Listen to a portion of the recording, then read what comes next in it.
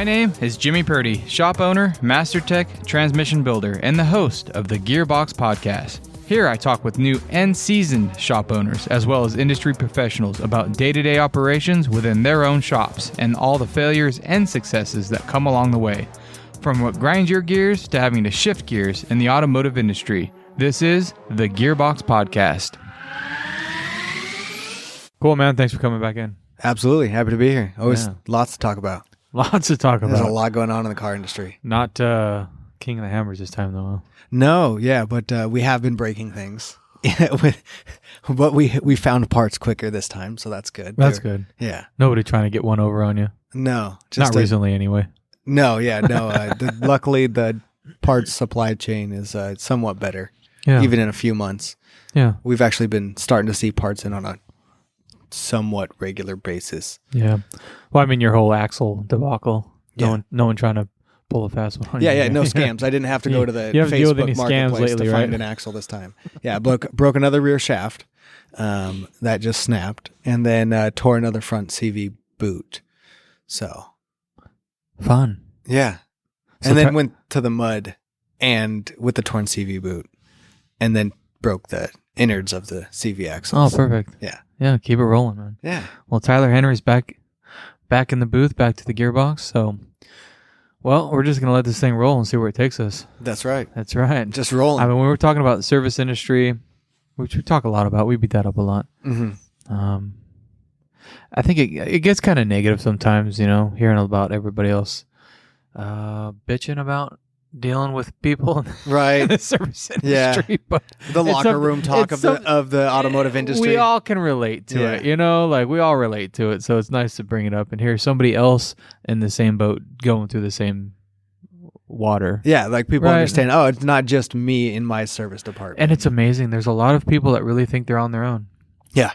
Isn't that amazing? Well, I think part of it is as a career, automotive industry is fairly rare, and then you go into like the individual roles in that industry and it gets really rare. Like if you just look at a dealership, the service side, you may only like the amount of service advisors to other personnel at the dealership is like 1 to 5, or so. Yeah.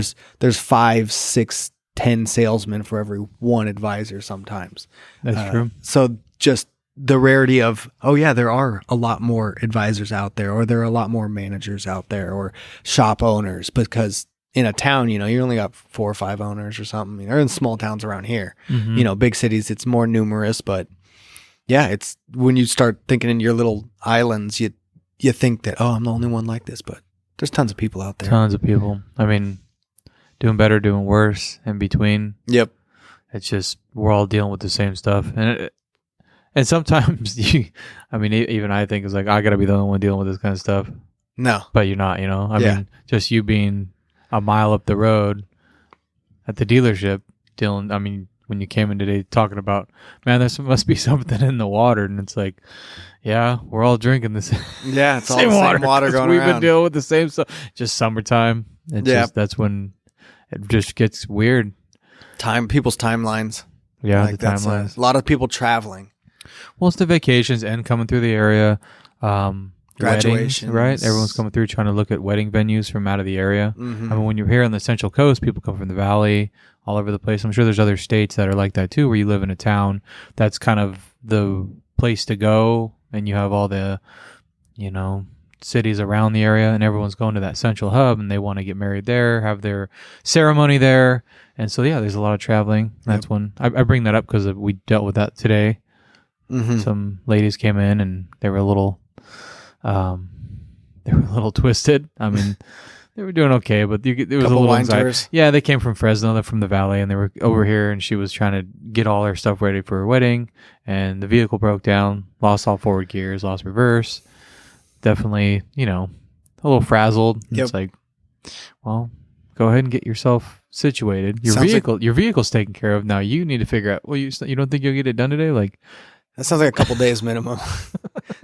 I hear losing gears. I'm like, okay, a couple days. Best case. In a Nissan CVT. So it's like just to really like encompass the situation we're dealing with right now. Is like, we might be able to take a look at it today, but even if we do, I mean, I can't just like throw reverse back down the dipstick tube, like there's not a bottle of reverse I can throw down there. In the history of transmissions, is the CVT the most hated?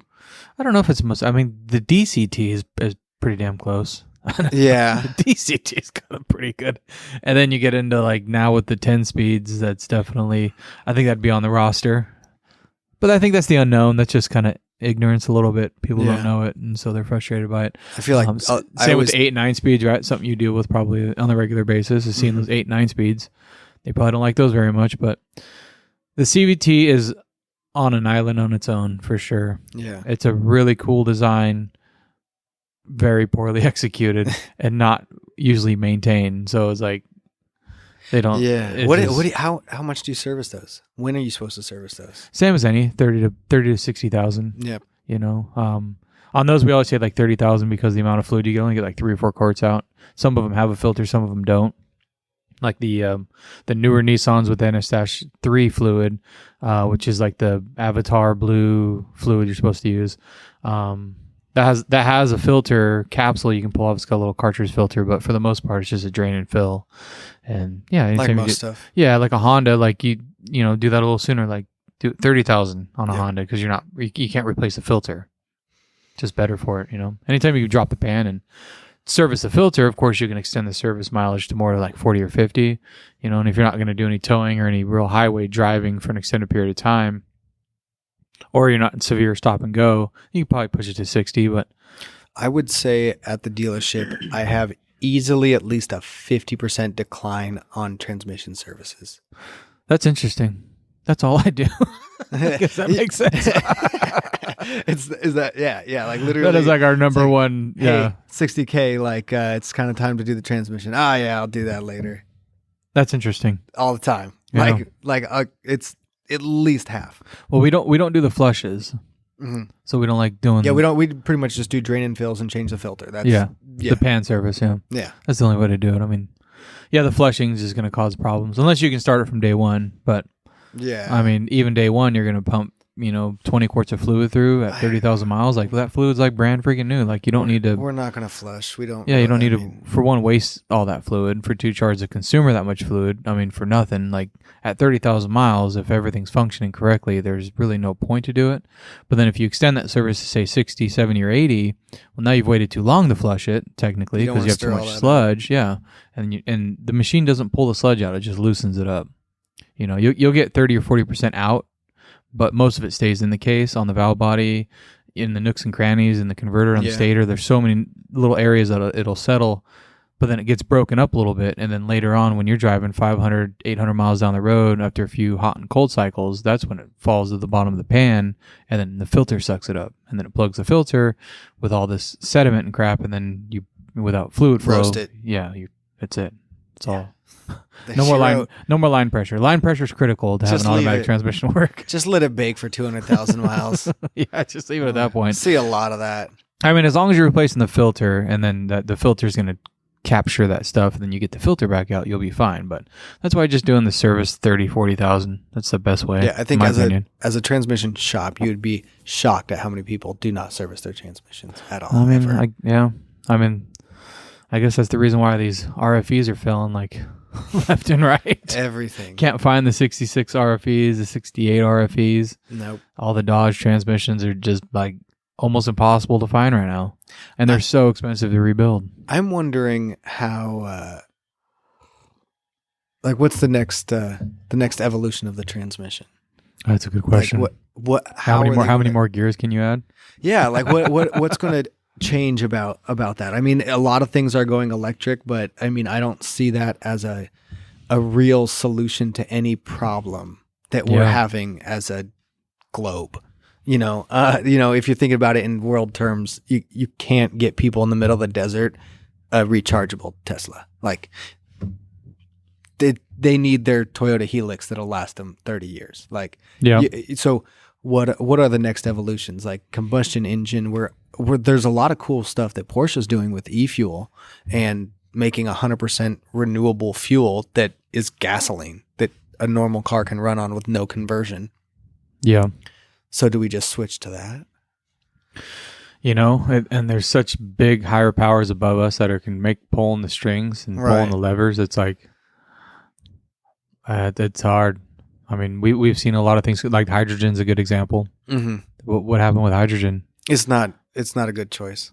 And it's the same as the electric right now. It takes way too much energy to make it. Yeah, that's true. You know, like to contain and to store it and to refill. I mean, there's a lot behind it too, but it definitely was moving in a direction, and it got shot down. Yeah. There's still a couple people working on it. Oh, yeah. There's the BMW still got their hydrogen X5 that they just kind of keep teasing.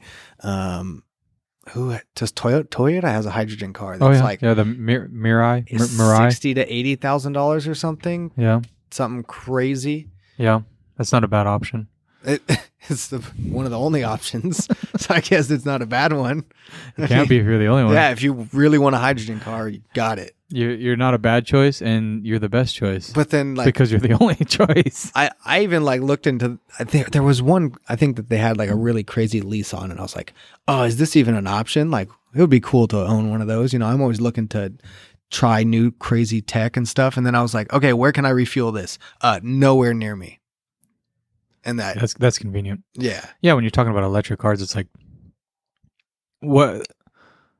living in the desert. That's a great example.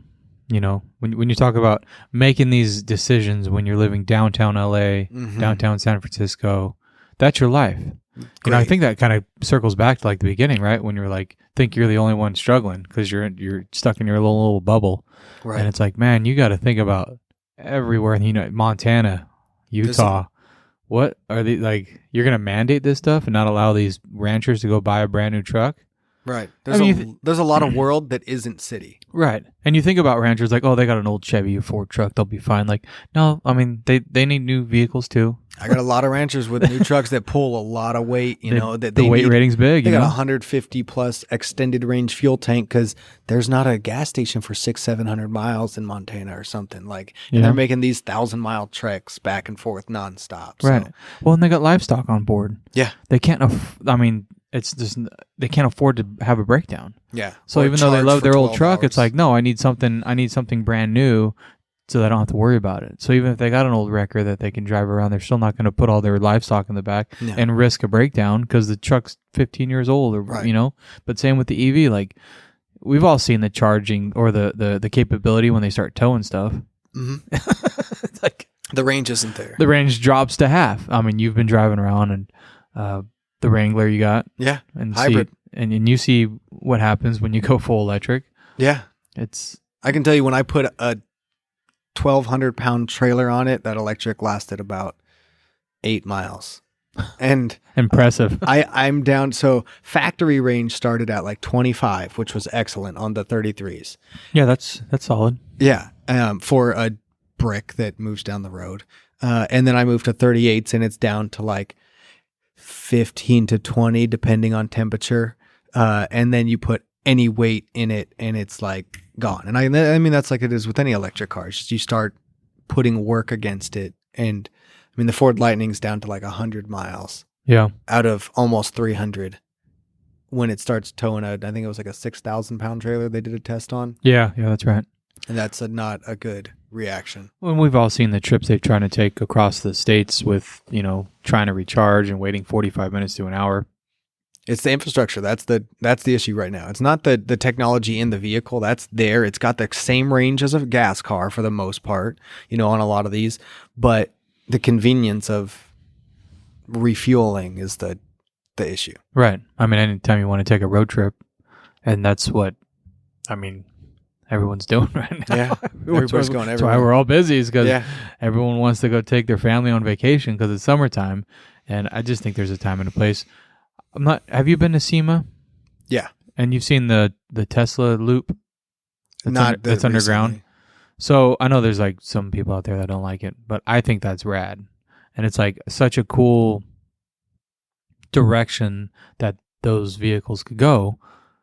So they had North Hall, South Hall, West Hall. So they had the Tesla loop stations where you go out front and they would take you underground, and they had the tunnels built underground. Those are the boring tunnels, right? Yeah, exactly, underneath the convention center. Yep. And they just had Teslas running all day long. I've seen the videos of it. Yeah, free rides awesome. from left to right, back and forth. It's that makes so much sense. Mm-hmm. It's that should be like the direction like Uber's in or Lyft's in. You know, like instead of having public transit be a bus that's like, you know, running every 20 minutes and you got to get on this bus with a bunch of people and it's polluting and it's diesel. Like, why don't you just replace those with Teslas and just have a Tesla every like 8 minutes? That's what Elon said. He said he's going to do it. Yeah. I mean, it's just like that makes the most sense. Like, people are paying him to collect data right now. People are buying his data collectors. Right. Doing all the R&D for the fully autonomous car. Well, he's trying to push this stage 5 autonomy that's like, you know, human factor. You can't equate for what a million other people are going to do. Exactly. That's exactly the point I was going to bring up was like they have a thing about that, like the McDonald's stop or something like that. But it's like the thing with you're driving down the road and you see a bunch of kids playing soccer on a field and you know there's a chance that this ball's going to take off and you're going to have to like swerve to avoid. Right. You can't teach that to AI.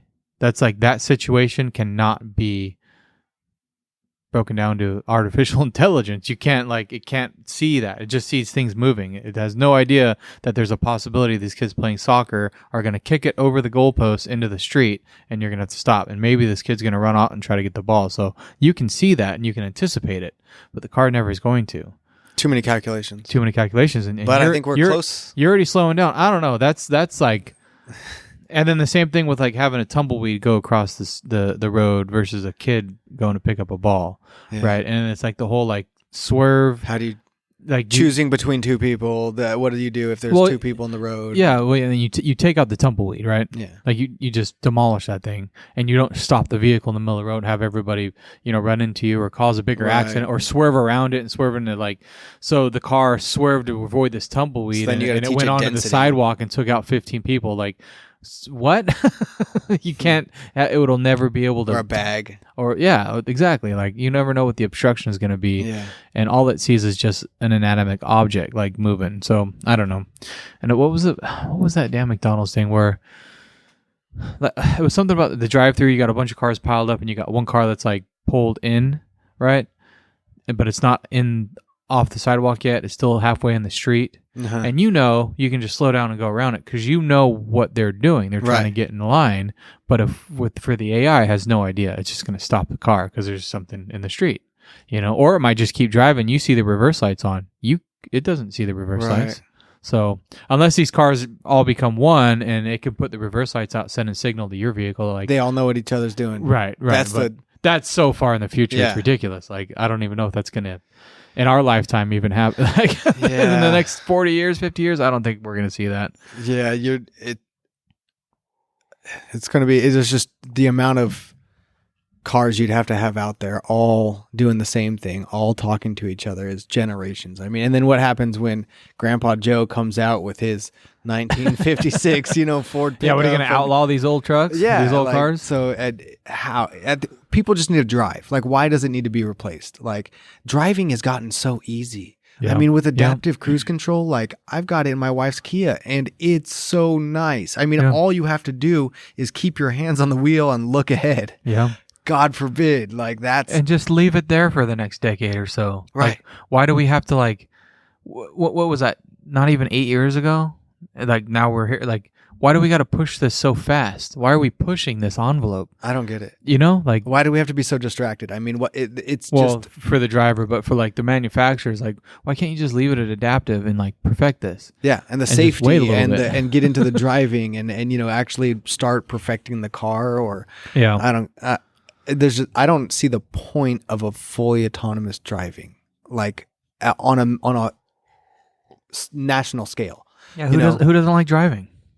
Right. You know what I mean? Well, I mean, there's kids out there that just the don't adaptive like it. driving that we have is good enough. Good enough. It's good enough. You can take a little break, take a little breather, you get back into it. You don't have to focus 1,000%. You can relax, but you don't need to just go to sleep. Like no, you don't need to go to sleep. That's what they have a train You can take a little. for. You can take a little breather. Take the train. Take the train. Do you want to sleep while you go from one side of the country? We have trains. We mastered that a long time ago. Airplanes, man. Airplanes are so safe. Also great. It's like, Or you could pay a guy to drive you around. Imagine that. The other side of it too is not just like the people driving the cars and like dealing with that, but it's like the insurance companies, the registration costs. Like, where is all this gonna like land? You got airbags, in the event of the seatbelt, even insurance companies change the way they insure vehicles depending on what year your vehicle was because you had certain safety equipment. I mean, it's a law, or it's in the books that if you tamper with the TPMS system on a vehicle and it's involved in a collision, they can come back to you as a repair shop that you've disabled a safety feature on the vehicle. You rotate the tires, you don't reprogram them. That's on you. And it's like, that's just the tire pressure. What's going to happen with this ADAS? What happens when you remove headlights and you don't get it recalibrated because they just didn't? Oh, I didn't know. Like you're gonna blame. You can't play ignorance. There's a lot of And the same. I mean, replacing a windshield. Like if you don't recalibrate it, of course we know that one. But there's so many different components now in vehicles that have the lidar and the lasers and all this stuff for the calibration. You bump the mirror and it's out of calibration. You know. One of your technicians pulls it in and bumps the mirror, scratches a little bit. He decides not to say anything because he don't want to get in trouble.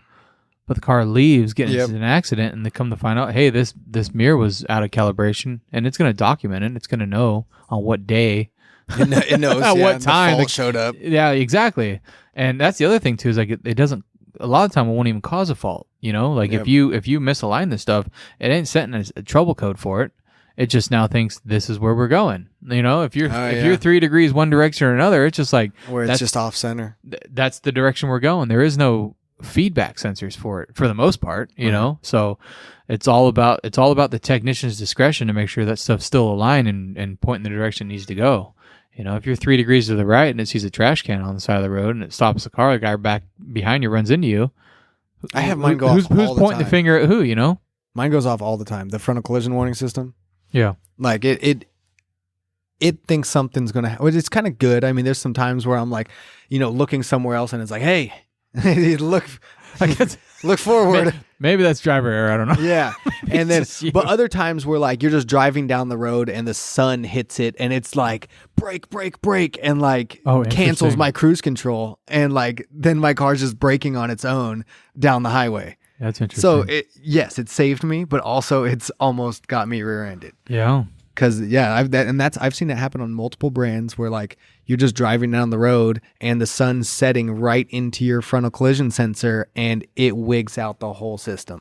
Wow, that's interesting. BMW, Fords, my Jeep. Wow. Yeah, that's another problem too. I guess I was getting at too with the insurance is like if you buy these cars and you have this collision avoidance system, they're basing their insurance on... They're giving you a reduction, yeah. Yeah, but what if it's disabled? Like, where's the checks? Where's the checks and balances on it? And you don't think that's right around the corner? You don't think the insurance companies have that same... I'm definitely not the first one to think about it. Yeah, somebody's thinking about it. If I'm an insurance company and I'm giving these guys a rate, now this car's been on the road for 5, 6, 7, 8 years. Right. Wait a second here. Who's checking to make sure this stuff's still... I think working? that's what essentially smog should, right? It doesn't. I mean, you're not going to get a visual light inspection. No, you're not going to get a I mean, the only thing with the smog is the malfunction indicator light. So if you don't have any trouble codes, right. I mean, I'm sure that some of them will set a trouble code for one thing or another, but a lot of that avoidance stuff has nothing to do with emissions. True. You know, unless it's emissions related. I mean, yeah, even though it sets a code for the freaking front dampener on the Chevy Cruze is getting stuck. Like, really? Yeah. The freaking whatever that flapper is up in the front bumper on the Chevy Cruze is like, that sets a code for the emission system? Give me a break, man. Well, like, what if they're out of alignment? Like the sensors? Just the car. Just the caster, the camber, or whatever. Right. Yeah. And so then it's pulling off, and then, then everything else everything's off, yeah. Yeah. Yeah. So who's checking that? Right. The thrust angle of the rear. Yeah, exactly. Caster, camber at front, like all that stuff. That's all going to change. Exactly. Yeah. The alignment of the sensors. So the way the car reacts. And you're going to say your car doesn't pass smog because the alignment's not on? Even though it freaking should, because you're like dragging a tire down the highway. Right. But I mean, that, if anything, is definitely affecting emissions, I would say. 100%. Tires. Well, maybe not the emissions, but the fuel consumption, to say the least. But the tires and the wear on the tires. But I mean, yeah, there's no checks and balances of that stuff. And if you don't think that's right around the corner, someone's missing the ball on that one. I think they started looking at our cars too much. We just need to go back to simple. Just it's just a car. Don't worry about it. Don't worry about it. Let me do my thing. Yeah. Let everybody run into each other, man. Yeah. What are everyone so worried about me getting hurt for anyway? Like, it's like wearing a helmet. Make like, what are you worried seatbelts about? a choice. Yeah, like what do you worry about me it's for? there. Use it if you want. Use it if you need it or you want Yeah. it. But, that's the whole pull behind the insurance companies. They mandate it so that the insurance companies, that was part of the deal. Mhm. They don't have to pay out so much if someone gets hurt in an accident. Yeah. They don't You care. get a reduced rate. You think anybody cares about your well-being other than your mom and It's your all dad, numbers. Yeah. It's all profit margin. And Yeah. It's all for the calculations. insurance companies, And it's like same with airbags, That's why so if your airbag light's on, that you still pass emissions, right? Which they can't seem to get right. What is this? How many times have they recalled all of the All airbags? the Tacatas, yeah. Oh my God. Isn't that crazy? It's all of them. Oh, They just did it again. again too. Right. Yeah. Yeah, right. Just constantly. Yeah. Like if you have a 1995 Honda Accord, you have it. I'm like, what? And there's a Probably the only cars left on the road from the 1990s. Yeah. But there's a new one that they're trying to the manufacturer of the airbags is like, nah, it's not a defect. Like it's just an airbag exploding. Like that's just what happens. Yeah, because they Just can't don't prove crash. that the shrapnel of some sorts, and so there's a whole battle going on between and for another recall about airbags. And at what point is this? The recalls are crazy. I mean, how many recalls exist? It just blows me away. Oh, I'm sure There's a recall. I'm sure you see so many of them at the dealership right Ford led the board last year with over 70 recalls. Over 70 in 1 year. now. Yeah, I can see that. One of the weird ones that we've had at Dodge is or Ram. Sorry, Dodge Ram. It's different now. Ram, yeah. Ram is for a tailgate latch being out of alignment. Like whole recall for it. Check the tailgate because it could accidentally open by itself. Isn't that just like we're just down to machine error? Yeah, no just check, quality, no double- quality control. Right, just throw it together and we'll issue something. They'll figure it out later down the road. Right. And then they issue the recalls that they don't even have the fix for. And then they like the eco diesels. Yeah. Oh gosh. And then they send a reminder to the customer every 30 days, telling them, hey, you have this recall where your car may just die while you're driving it, and you could get in a crash and die, but we can't fix it yet. And they remind this customer every 30 days that they could die. Just so you know, we're still thinking about you. Yeah, but we can't fix it. So call your local dealer, yell at them, and because they should talk to Tyler and let him know how you feel about it. Yeah. And then we have to, we explain, I understand you got another notice. I'm sorry, but I can't do anything about it. There's nothing. There's nothing. And that just extends their legality. That way, if anything happens, they're like, well, we told them. Yeah. We told them this month, actually. And then they go, well, what do I do if it blows up? I said, you should probably call the 1-800 number on the notice. That's all I got for Step 1, get out of the vehicle. Yes. Call 911. Yeah. Step 2. Yeah, that's another big one too. Is the amount of information that we're required to give that you would think it would be common sense. Right. You know what All I mean? of it. All of it. Like no more is an owner's manual telling you how to do anything mechanically. It's just telling you all the things that can and will kill you. Right. It's funny. Right? I also laugh at how different brands do owner's manuals. For instance, BMW. Page 57, take it to the dealership. Page 85, take it to the dealership. Literally every line is just see the dealership. Don't look at it. They've gone so far, they don't even have a dipstick anymore. Everybody knows this. Right. There's no BMW dipstick because they don't want you to do anything. Right. The opposite end of the spectrum, you have Jeep, who gives you a toolkit and a pictogram on how to take your Jeep apart and put it back together with 4 tools. And the complete opposite ends. Jeep says, yep, here's the they even give you the tools and not even words on how to do it, because even if you can't read, you can figure out how to take a Jeep, It's like an Jeep IKEA. apart. It's like an IKEA manual. Yes. And then, so I find it hilarious because one wants you to do it all. One doesn't want you to even look at it. They just want you to bring it in. Right. Bring it in. Let us deal with it. Let us deal with it. Well, and it's tough to wrap your mind around with the thought process behind that, because I see that as smart business on both sides, really. Yeah. I mean, They know their clientele. They know their clients. Exactly. Jeep people want to wrench on their stuff. Yeah. Most BMW customers don't want to check their oil. I mean, but on both sides, it's smart. It's like the whole thing with Ferrari. Like they don't have commercials on the TV, right? No. Because they're Target, or is it Lamborghini? I think it might be both. Ferrari. It might be both, really. Right. I mean, they both. I've never seen a Ferrari commercial. probably started. I've never seen a commercial for either on the TV. It's like because their targeted market isn't watching TV, you know. So it's like, oh wow, that's a. It's in Gentleman's Magazine, something I don't have a subscription to. It's a gut punch right there. Like, damn, man, I like to watch TV once in a while, you know. Although Rolex, everybody wants to get a Rolex. Everybody needs a Rolex, you know? And they advertise everywhere, everywhere the time. But with the BMW, I think that's smart too because it allows them to collect a lot, like with Elon. And I think Elon maybe took a page from that, right? With the Teslas, he wanted everything going back to him. And the only way he's going to know what's happening in his factories is if everything goes back to him for quality control after the fact. No aftermarket support. Yeah. And we all kind of hated that and thought that was kind of, bullshit. But it's pretty smart business if you really think about it. I mean, if I'm doing it and I put myself in his shoes, which...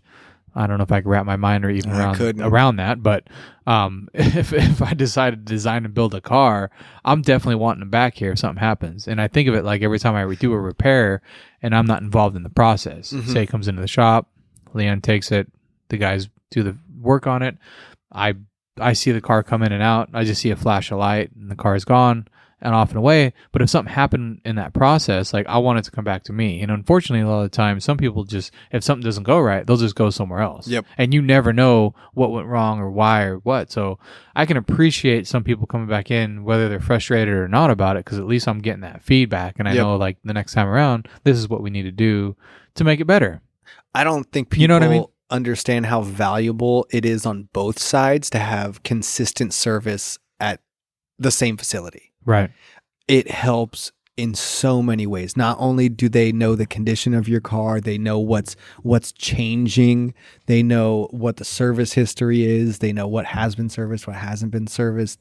It helps everyone involved. When you jump into the middle of something, you don't know what, are you fixing something that was an old problem? Is it a new problem? Is it a wiring problem? Yeah. And you restart and you end up probably paying double for a lot of stuff. Right. And the reference of like if somebody else repaired it, they weren't happy and they just took it somewhere else. Right? Yeah. I mean, and a lot of times the problem can be solved pretty quickly and easily. Just going back to the person you started with. Why, why are you here? Like what did they do? Oh, I just feel bad saying something. Like, be an adult. Yeah. I'm sure they're going to be fine about it. They're not. Nobody's going to yell at you. Time. Yeah. Hey, we just had this repair done somewhere, and I'm like, okay, yeah, I'm happy to help, but have you talked to them about it? And they're like, no. And I'm like, okay, well, just so you know, we got to start from scratch. So if you don't, I am, because that's what we do. Yeah. If we get that same story, it's like, well, if you're not going to talk to them, we need to know where it came from because we're going to make that call and have that conversation with them and like figure out what's going on. Because some people have, what's the right word for this here? The politically correct term for this. They have two sides. Right? Yeah. They come in real nice and pleasant, and then all of a sudden they turn into a different animal an hour later. And so it's like, I'm going to call just so, for one, I can get the service information I need, and for two, to figure out what really went down here. Right. And why you're not going back there. Because if I hear something I don't want to hear, like, it's not worth my time. I'm sorry. Like, yeah, it's like when the guy comes in with a check engine light and no idea what's going on, and then you uncover all the body damage and the splicing this wire to this. The stories help. The complete picture makes everything go a lot faster. Right. And then also making sure that this is going to be a standing relationship. This is not just someone like going shop to shop getting free work. Yep. You call the last place they went, oh man, you know what? I just gave him his money because he just turned into such a, like, what would you do? And it ends up being a bunch of work that had nothing to do with the reason why he's at your shop right now. Oh, I see what's going on here. Yeah. I see what he's doing here. I'm not dealing with that. So yeah, that's part of the reason we like to make that phone call. But a lot of them get kind of like scared. They're like, oh, I don't know if you want to call them. Why? Yeah. It saves everybody time. And it also lets them know like what's happening. Because I'd want that. Like if someone left my place and was like not happy with what happened, they didn't say anything to me. They just went to another place. It's like, how am I supposed to like make myself better if you don't give me any time? Yeah, how do you give me any feedback? Like what did we do wrong? Yeah, Elon figured that out a long time ago. He's like, just keep it coming back. I want all the data. All of it, yeah. All of it. Good or bad. Yep. Up or down. It's like, that's what you got to do. I mean, and it's improved a lot. I mean, if you look at how it is, I don't know if there's a better model for it in the car industry. I mean, if you look at how simple it is, I mean, everybody can gripe over the quality control and that, but in terms of a scalable model of a car business, he did it right. I mean, and from the ground up. And I really, as somebody in the dealership industry, I can definitely appreciate his showrooms, if you will, because it's very low pressure. Everybody gets the same thing. The model's great. You don't have to negotiate. You just get what you want. Yeah. That's it. Just pick the color, pick the option. Well, and it was like not only a new vehicle or new manufacturing process, but it was like a completely new everything. Yeah. I mean, it's an electric car. Yeah. No, so it's like there was no like game plan. He couldn't take like, back with the big three was coming up, right? And it's like everyone was competing with one another, but in reality, they were just stealing their top guys, right? Yeah. I mean, it's like Dodge Brothers got pushed around and, worked for GM, worked for the other one, and the other's like everyone was just kind of like cycling these people around, kind of like how all the rock bands of the 80s worked too, right? Like all the lead singers, drummers, and guitarists just kind of mixed around with each band, and everyone just kind of got better in the industry because it was like the same like group of people just kind of rotating through, and that's kind of what happened with the big three with car manufacturing. Yeah. They're just stealing everybody's ideas, but he went off and did his own thing. It's draft football. Yeah, a good way to put it. I mean, look at Kia. They just got the guy from BMW and turned the brand right side up. I mean, yeah, that's true. In not very long. I mean, it went from, in my opinion, Kia in the 90s and 2000s was nothing to reach for. It was like it was like a Daewoo. Yeah, I mean, it was just remember the Daewoo? Yeah, they were there. They were affordable and affordable. But I don't know if they were. I mean, they were. Let's just say they were cheap. Yeah, that was it. They were not affordable because day two, you already had it back in the shop. Yeah, and then Kia had on the newer mid-century Kias, the 100,000-mile warranty. But even then, you were using every bit of that. In the recent history, they changed the branding, they changed the design, they added a lot of cues from BMW because they took the guy from BMW and hired him, and it's pretty hard to tell the difference if they're driving by fast enough. Yeah, I mean, and I think they did a great job, honestly, as somebody who's worked for BMW and who purchased a Kia because I saw the most benefit from it. Right, it was hard to go any other directions. I mean, looking at Toyota and Honda, and even Ford, in the small SUV segment, Kia was best in class economy, best price, and best features. Yeah, from a Kia. And I mean, this is 2023, and I mean, look at Genesis, what they're doing with the new GV80. Oh yeah. I mean, there's a lot of companies that are coming out that were not really great in the early 2000s that have totally turned it over and now look like nothing else. Right. Yeah, I got nothing negative to say about the Kias now. Even the Hyundais, yeah. We have a Hyundai. Hasn't let us down. No. The window regulator, and that was a pain in the ass.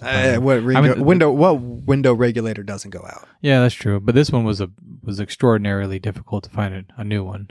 Oh, really? Yeah. We had to get it off like Rock Auto or something, which that's where I get all my Suzuki parts. My 98 Suzuki parts. I don't know. That whole it worked. The whole Rock Auto thing. I don't know.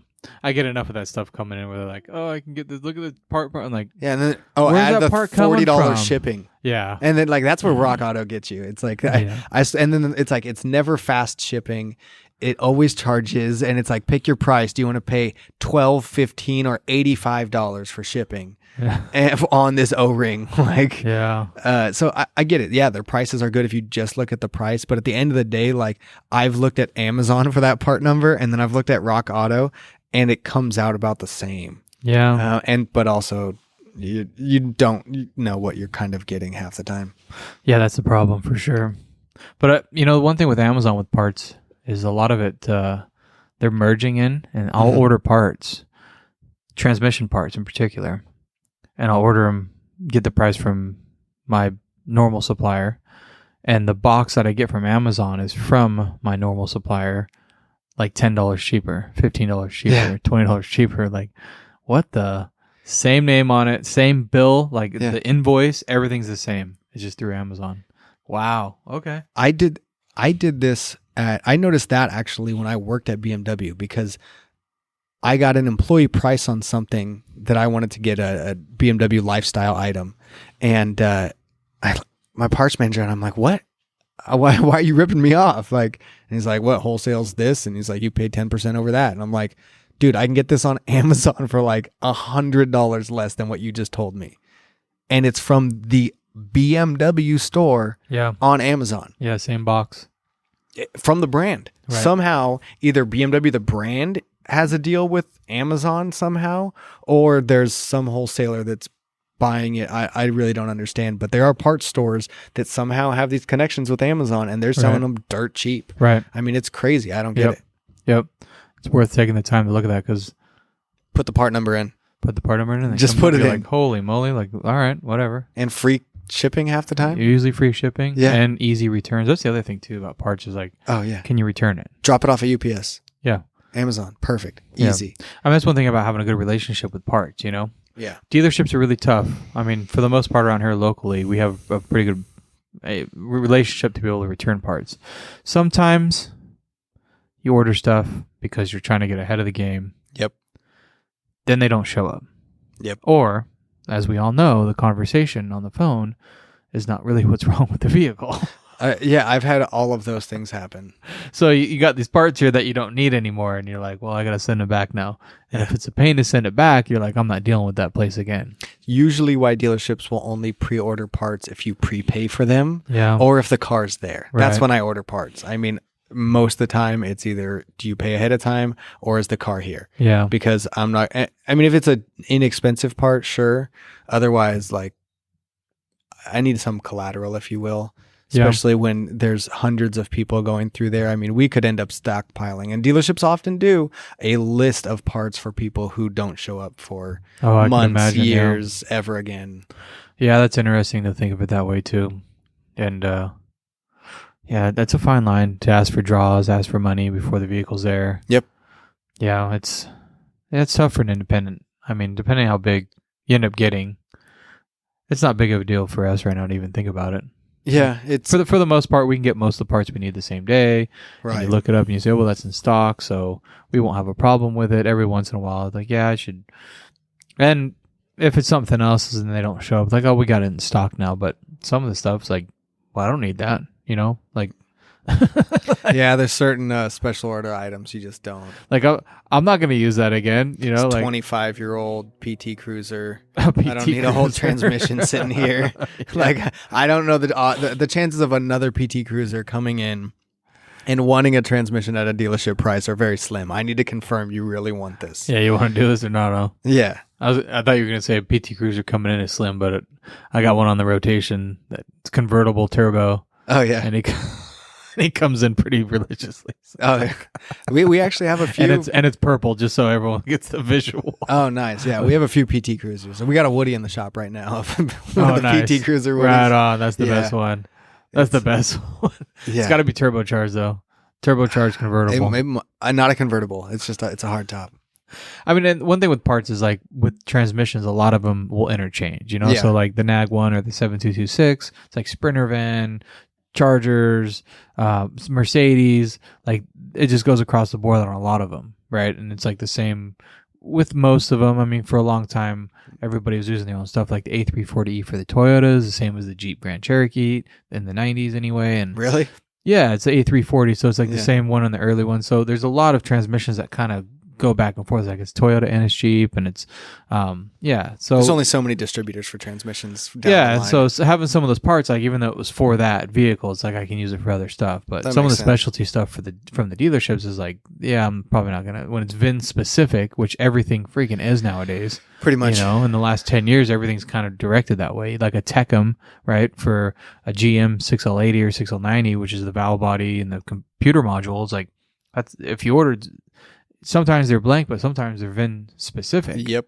So it's like that can't go in anything else once you order it. So in those situations, it's like, yeah, hey, I'm gonna need $1,000 because I'm not sitting on this thing. Forever. I guess any modules really. Yeah. And now that I bring it up, it's like, yeah, we do before that we order that, we make sure we get money out of them before we get it here because and you can't return that thing. That's so it varies, but for the most part, like if it's a big or specialty item, we're not going to hold it in stock or something like that. Or if it's, usually vehicles after, 20 years, they stop really readily stocking stuff. I mean, aftermarket's a little bit easier, but yeah, dealership pipeline dries out after that, unless you're like Porsche or somebody. Yeah.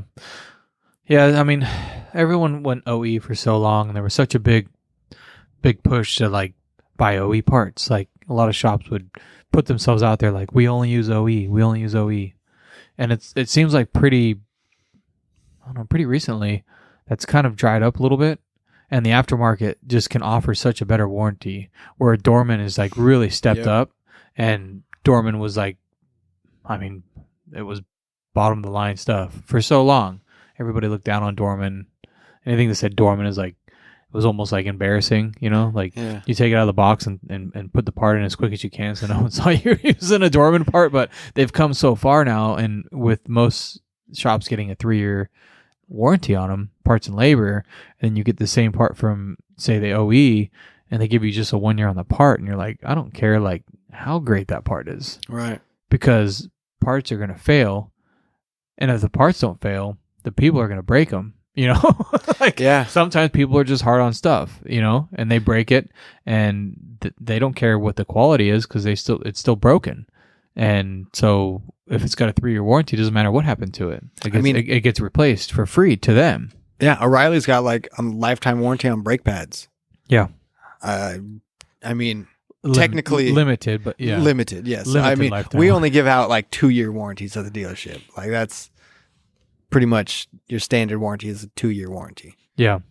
Yeah, and that's where like we come up with a 3-year, 36,000 mile, and we're nationwide warranty, being if you can find another certified auto repair shop in the country, they will cover our repair. Yeah, that happens here, and anything breaks. So, and same with if you put brakes on here at this shop, at our shop, and you take off and go to Montana or whatever, and you wear your brakes out, and you find another certified auto repair shop in that 3-year, you get another set of brakes. Yeah, real similar and it's pretty well like no questions asked, mm-hmm. which is like.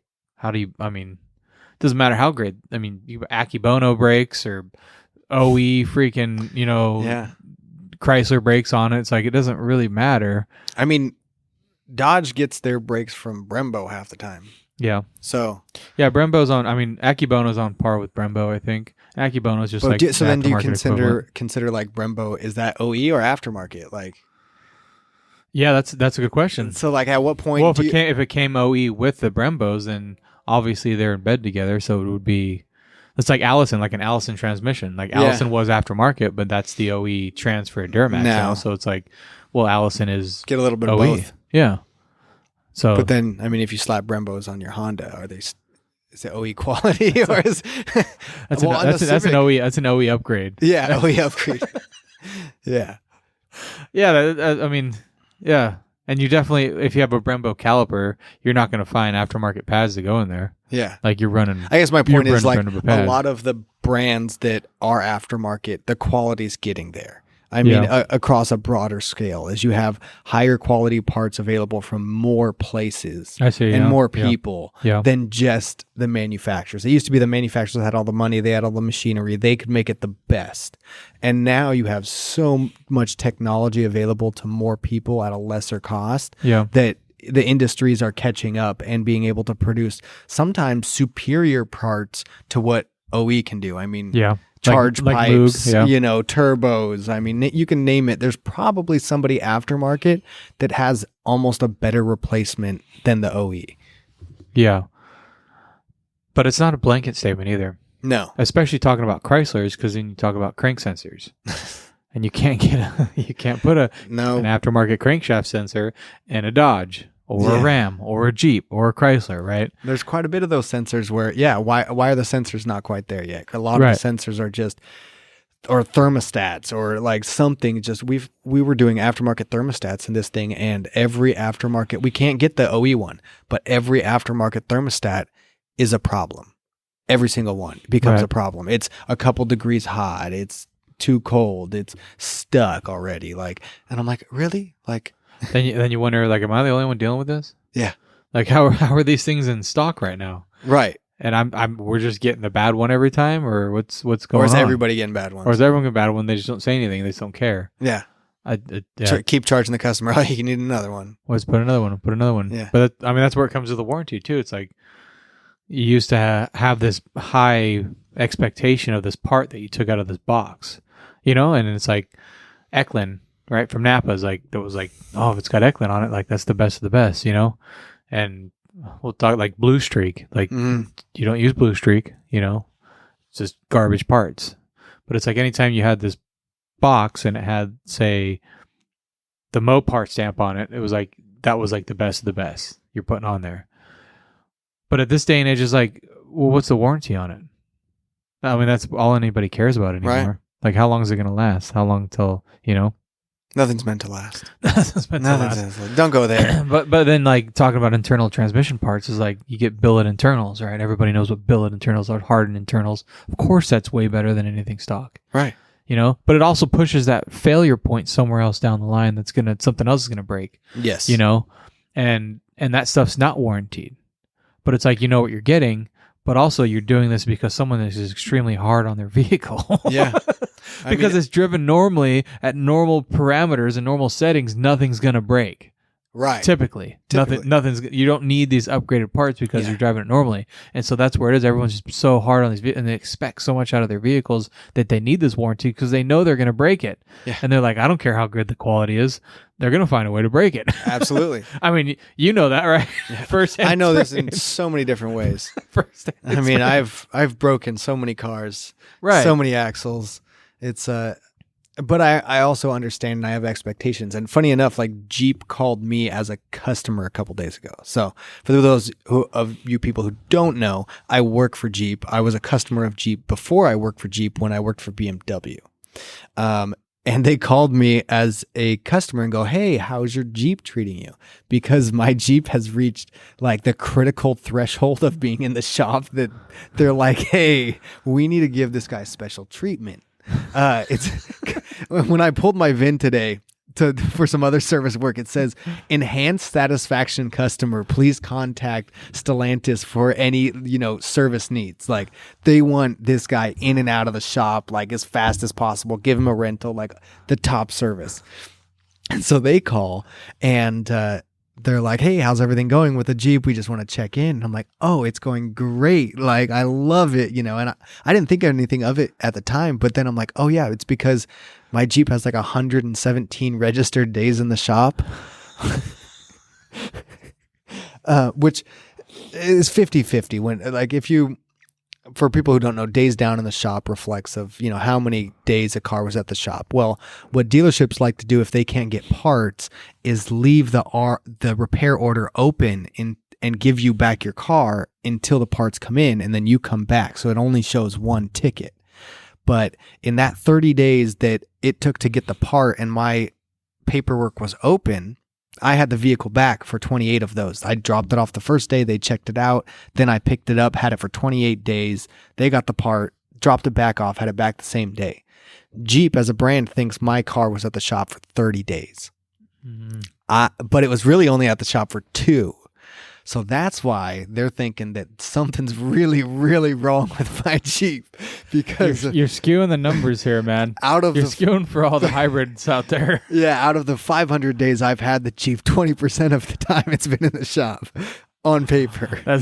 But so much for their checks and balances. Yeah, you got this inside guy here just throwing the numbers off. Yeah, but I love it. So they're like, what? And I guess my point was, I'm really hard on my vehicles. Right. And things happen, and I understand that I'm going to lose time with it. I'm going to lose some money. Something is going to get lost somewhere. Yeah. It's not a perfect world. Parts aren't available. I've had a couple times where it's, I destroy my own vehicle because I love to use it for what it's designed, which is off-roading.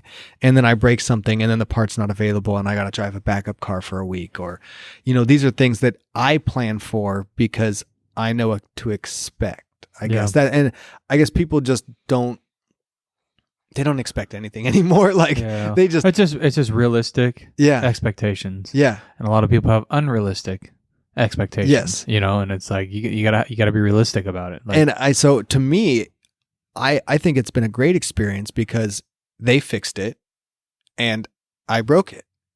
for the most part, Right, minus right. the King of the Hammers experience. Yeah. And it's been great because Jeep pretty much stands behind their trail rated warranty. I mean, even when I was a customer and I took it to another dealership, they fixed it, pretty much no questions asked. And I understand that's not the experience at every dealership, because some dealerships, for whatever reason, don't like warranty money. But as a brand, I mean, I've really liked Jeep. Even with your modifications on it. Yeah. Because, I mean, that to an extent, you have to, understand what's going to happen with that. Like, if you totally modify your vehicle and then you want to like replace something that forcibly broke because you did something, they're probably not going to pick it up. I probably pushed the boundaries. I mean, if you look at Jeep's offered 37-inch tires from factory, right? I put 38s on it. So am I stretching the definition of, what their stock vehicle is and breaking things? Yes. And they're still backing it up. But also I didn't put like a 6-inch Skyjacker lift on it With 42s. And then go smash it and break it.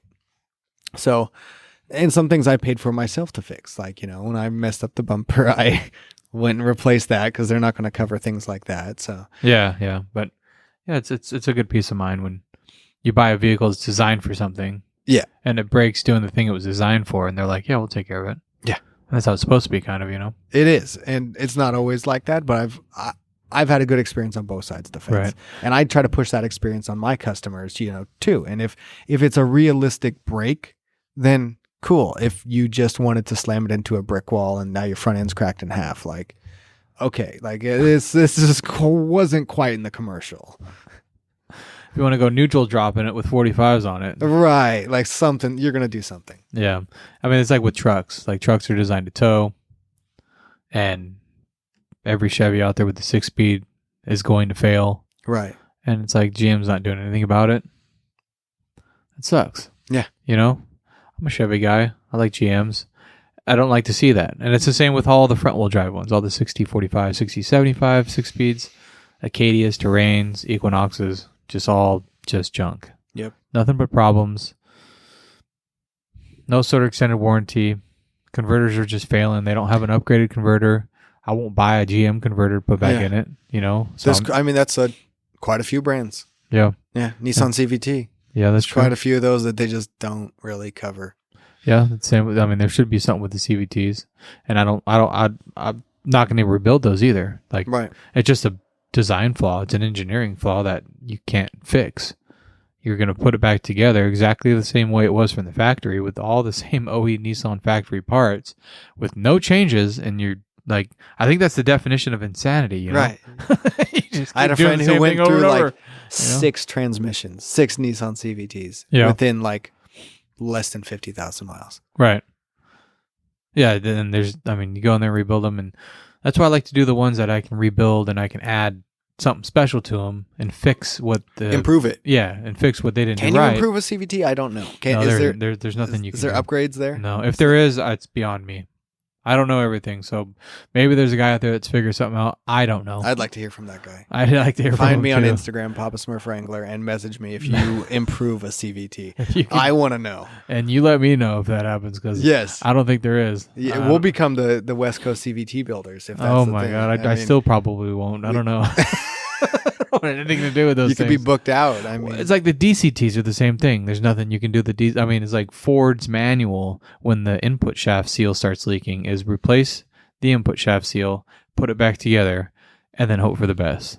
Like, and then it's like if it experiences any of these symptoms, and it's like clutch chatter, shifting between, advise the customer that's normal conditions. Is like, just talk them into being okay with it. Is that what you're telling me to do? Yeah.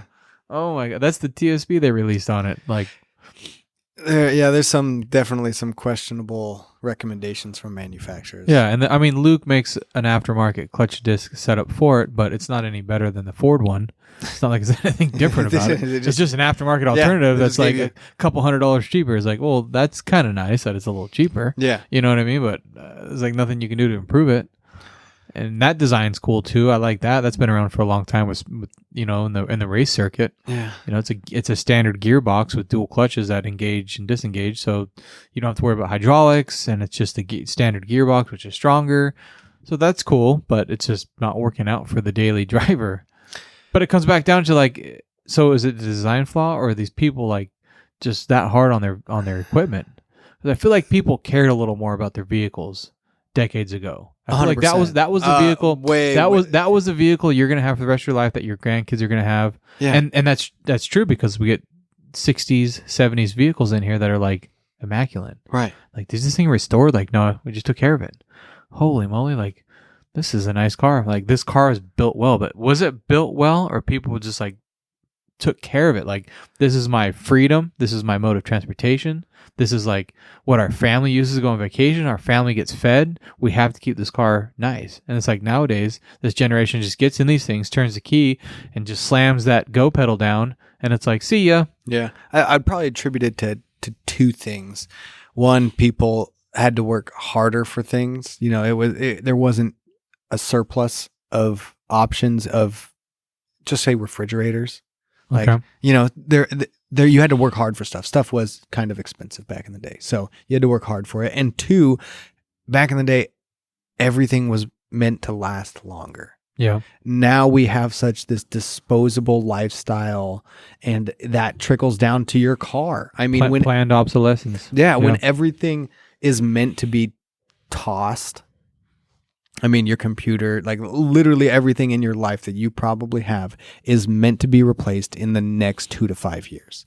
Everything. Yeah. And when you just think about that, how are you going to try to teach why take care of it? Yeah, why take care of it? Why? I'm just going to replace it in a couple of years. Like my furniture, my couch, my everything is going to be replaced in 5 to 10 years for the most part, depending for most people. Yeah. Once you get to a certain point and you want to spend, $25,000 on your fridge, and then that can last you a lifetime. I forgot it, whatever brand that is. Sub-Zero, you want to spend $25,000 on a fridge, right. It'll last a lifetime. But for all of us other people out there, we're going to spend, $2,000 on a fridge, and it's going to be replaced in the next 5 years. Right. Well, I think we're kind of like the last of the generation that even sees that divide. Yeah. And I can't speak for anybody younger than us, the generation that's going to come behind us, but I feel like we are the last ones that see the divide. We see that care that was given to everything, vehicles, whatever you bought, your refrigerator, you actually cleaned the coils out of the back of it, you cleaned it out, like you took care of your stuff, like you serviced everything in your home because it was going to be there forever. But we also see this planned obsolescence where like you said, you're going to buy an LG refrigerator and pretty much guarantee in 5 years it's going to stop going cold. And you're going to call the service tech out 9 times and he's not going to fix it. So you're just going to buy a new one. Yeah. I was actually reading through my wife's Kia's owner's manual to check the service schedule for a couple different things. And I came across this section that absolutely blew my mind, because I wonder how many people read it and how many people do it. And I don't do it anymore to an extent. But it says at every fill up, when you fill up your gas tank, check the lights, check the tire pressure, check the brakes, check the oil. Like, it's like it gives you like 10 things to check. Yep. Like the normal checklist of all your fluids, your lights, your tire pressure, check your spare tire. And I'm like, that's actually in an owner's manual. I can't remember the last time I read that, but I do it to a minimal extent. I look at my tire pressure. I look at my gauges. I know I'm good. I've got oil level sensing, all these things, these nannies that I have, I can rely to know that I have most of the stuff. But the point is, people don't look at their car ever. Well, they don't until it tells them there's something wrong. Yeah. There should be a light that comes on for that. Or the place I take it to will take care of it. Yeah. And I think that's another problem with the way the industry is headed is that they don't realize that this is your vehicle. Right. You own it. It's your responsibility to keep this stuff. Yeah. My dad taught me to go every morning before school when I got my first car, walk around it, check the tire pressure, look at the oil, pop the hood, make sure everything's okay. Plan for 10 minutes before you got to leave somewhere to look at your vehicle. Yeah. And just make sure everything's okay with it. Right. Because that's going to save you an accident down the line. That's going to save you somewhere down the road. Right. To know that you're okay. And I mean, that's because I had a 73 Ranchero. It didn't have TPMS. It didn't have an oil level sensor. Right. But it doesn't even matter. These are all sensors that can fail too. Like, yes. And we've become way too... I mean, we're just like relying you said, on technology. Reliant on waiting for these lights to come on, these buzzers and bells and whistles, and if there's an issue, it'll tell me. Yeah. Or somebody else will tell me. Like sometimes you can spot a nail before you have a flat tire. Yeah, that's true too. And not be stuck somewhere. Right. Yeah. I mean, just trying to be proactive instead of reactive is the big thing behind it. Or knowing you have a bald tire. You know how many people come in the shop and I go, hey, you're showing cord on your tires. Like it's about to explode. Yeah, it's a Maypop. Yeah. And they're, it's a Will Pop. They go, really? I thought I just got tires. Sure. And I'm like, well, there's two problems with that. Either your alignment's really off or you didn't just get tires. And or maybe somebody in the middle of the night swaps your tires out for these bald ones. Also possible. So either way, keep an eye out on the neighborhood. The fact that you didn't know before you rolled in means you should probably look at your car. Pay attention. Yeah, and a lot of people don't even know how to air up their tires. I run into that quite often, which just blows my mind. I mean, it's just knowing how to save yourself. I don't know. I really don't. It doesn't comprehend in my mind. It's self-reliant stuff, and it really goes back to just not understanding that you own this piece of equipment. Yeah. Like you own it. And it's like the manufacturers are taking this and running with it because you have subscription fees coming out right now, right? So it's like you buy a car with heated seats, but you don't get them unless you keep your subscription.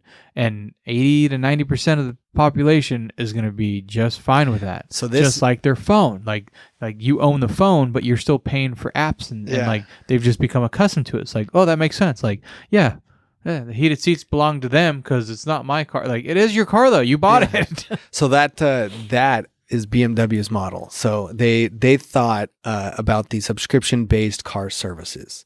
What they came out with, a lot of people freaked out because that's how they thought it was going to be required that you pay monthly for each one. What their idea was, every car would ship with every option, right? So you don't have to have all these different supply and demand issues with all these different things. Say you want all the options, right? Here's the price. The vehicle's $80,000. You get all the options. Check, they're activated. You don't pay another thing. Write your check, just like a normal, quote, quote, normal BMW customer would do. I'm joking a little bit. On the other hand, say you want to lease a base 3 Series with no options because you want the lowest monthly payment possible. Well, I can sell you that same 3 Series for $50,000 with no options, and now you have the minimum payment. Say in 6 months, you want to activate your heated seats. Say maybe you don't even want to activate it. You just want to try heated seats because you don't know if you like them. You can pay the $20 and try it for 1 month, and maybe you don't want it anymore after that. So you're done. Or you want to buy it permanently. The factory option was $995. At that time, you can pay the $995 to add your heated seats, and then you permanently own the heated seats. So the whole idea was to keep inventory flowing. And then if you want an option, you can get it. If you don't want it, you don't have to get it. That's just so interesting because it's like the part is in the vehicle. They've already invested the part into the vehicle. Yeah. So it's like they already own the heated seats. Like it's in there. Yeah. Like, just give it to them then. Like, what? What if you don't want to pay for it? You don't want to pay for it, but the manufacturer's already spent the money to put the damn element in the seats. Like, the money's already invested into the vehicle, and now the person's driving away with like this component that it's in the vehicle. You know who did this already? Elon. Yeah. But it's like, you already spent the money. Just give it to the people. Like, no, he's going to charge you $10,000-$20,000 for the rights to cruise control. Right. Yeah. No. I may be off. I may be way off on those figures. I don't know what it is. I think it's in the neighborhood of 75 or 10,000 for the full self-driving. The bottom line is there's going to be some sort of financial gain. Yes. Even though the technology is already built into the vehicle. Because you're paying for software, just like you do with Microsoft. Yeah, but I'm saying like there's like a tangible piece of equipment that's like already in the vehicle that you purchase the vehicle and you have this tangible item that's in there, the elements in the seats, the the LiDAR sensors, the radar sensors, his freaking laser beam windshield wipers, whatever. Like, it's already in there. And all he's doing is, I mean, so the base in price layman's terms, flipping a switch to let them use it. But it's like it's already in the car, already though. in the car. Yeah. I guess if we were to sell it, I guess if they sold the vehicle to somebody else and they're like, now I want that, I guess that's when he recoups his money. Hopefully, right. Hopefully, if the car doesn't like burst into flames and burn, or they just, the road or you just kind of you factor that into overall cost. I mean, I think that's I mean, of course, like having options is the most expensive thing. Well, like if you own a restaurant, you don't want 100 items on your on your menu. If you make 5 one or 6 seat, right, like one if seat. They just make one seat, right? Instead of right now they make 10, 12 seats, right? Like that's a lot of different production lines, right, for one seat. Yeah, you cut 5 different production lines out for one production line. You're saving a lot of money. Right. And put all the bells and whistles in there, but then just give it to the consumer. You know what I mean? Yeah. Like, just maybe up the base price just a little bit, but now you've saved so much money, like, and you're still upping the base price of the vehicle, and now these consumers are getting all the bells and whistles that they want, and everybody's happy. But instead, it's like, oh, let's just try to make more money, so we'll just turn this stuff off, and they got to pay for us to turn it back on. Like, oh my God, like... that doesn't leave a bad taste in your mouth. I don't know what will. It's a weird gray zone caught between a luxury brand trying to be bespoke and an economy brand trying to reach the masses. So it's both of those, because that's where BMW is, you know, the luxury sports car segment. They're between the Rolls Royce, the Bentley, the Ferrari, and the economy brands down at the bottom. You know, they're right in the middle. So they're trying to find a way to be both, and that's how you get a subscription for your heated seats. That's how that comes together. And then everyone else is like, I'm gonna do that too. What a great idea. But because you look at when Tesla's doing it, they don't it's there. Well, I think that originally they tried to get away with it because they didn't want radar. So originally their cruise control system was just camera based. So they didn't need a lot of equipment. So it doesn't matter if it's in your car or not, because it's, you know, $100 worth of cameras, wholesale, whatever, that they have to put in the car to make it work. Right. But now they had to move to radar, I think. And that's probably why it's $7,500 for your software. Yeah. I mean, or just, whatever. Yeah. Whatever the technology is that's going into it. Pretty much name your price. I thought it was a cool model. Who else? There's no comparison to it. I mean, what if you only paid for your heated seats in the winter? Well, let's see. We're in June. It was like 50 degrees this morning and raining, so it's like there's another $12 this month for heated seats. And then you got to justify the cost of like how many days this month is it going to be cold? Do I really want to do it? Like, the whole month? Do we really need these people thinking what if this it's $1 stuff? a Like, day? You know, like, like it's like one more thing I got to think about, you know? Yeah. I just leave it off, you know, and they got all these cars with this. Now you're using resources for something that's not even going to be used. Because for me, it's like, you know, I'm not paying for it. And it's not even about the money. It's like, I'm not paying for it. I'm not paying a freaking subscription for this, you know? Like, I'm going to pull those seats out. I'll put aftermarket heated system with a freaking switch. You know, it'd be better anyway. And that is why the huge backfire that happened, and they didn't do it. I think they did it in one country. They tried it out in a country. Oh, they're planning on rolling it out. Subscription I don't think based. so. I think they tried it and it wasn't going to work. It's definitely not getting a lot of positive feedback. It's definitely not. Not a lot of people are like, I really like it. I like it in theory. I think it's a great theory. Like, but in the practicality, like, I just get all the options, so I don't think and you want to use all the options, but if you're planning on having another vehicle, like if you lease a vehicle, I get it. That makes sense. If you're going to lease a vehicle, have a lease vehicle with all the options, you want to lease it, and here's all your subscription stuff, right? Yeah. So then you can choose exactly what you want, like time of the year, you use it 6 months, whatever. Like, well, I don't want to pay to have that, you know. Also the prime BMW customer leasing. Yeah. Yeah, that's true. That would make sense, but it's like to roll it out to buy a vehicle, to buy something, and then not be able to use all of it. That drives me crazy. Like, I bought this because of all these things, and now you're making me pay to use these things. It doesn't feel like it's mine. Like, I don't feel like I own it. Kind of the story of the car. Yeah. A little bit. It's the story of the iPhone, that's for sure. Yeah. To say the least. You buy the car, you got to pay registration. You got to pay taxes on it. You got to pay for your driver's license. I mean, you don't have to though. What do You can definitely get into get it. into the sovereign citizen debate. Those usually don't work out. I've watched those videos. They're great videos. I really appreciate. You can definitely those. get into it. Start the damn thing up and drive it down the road without any of that stuff, you know. But I don't know. I mean, you can at least sit in your driveway with So it's just the story of the car. with the heated seats on, you know, without Yeah. any registration, insurance, or a driver's license. See, people do live in their cars for free now. You see, so yeah. I mean, maybe that's a good way to get people to stop living in their cars. Like, Yeah, you know, you got to pay for this stuff. It's like rent. I think they're Really? subletting RVs out in LA now. Yeah, I can see that. It's weird where it's going, to say the least. But Yeah, that's welcome to the world. I don't know where it's going. It's going somewhere. I think eventually we just get. I'm waiting for the hovercrafts to come make a comeback. That's what I want. Yeah. Hovercrafts were supposed to be cool. I think they said that in the 60s, and we've been waiting all this time. And it's supposed to be flying cars by now. yes, they exist for millions. Yeah. Everybody's supposed to have one though. I'll just get a helicopter. Yeah. You know, they can't beat a helicopter by flying cars. We'll get there. Yeah. All right, man. Well, this has been entertaining, It has. to say the least. Yes.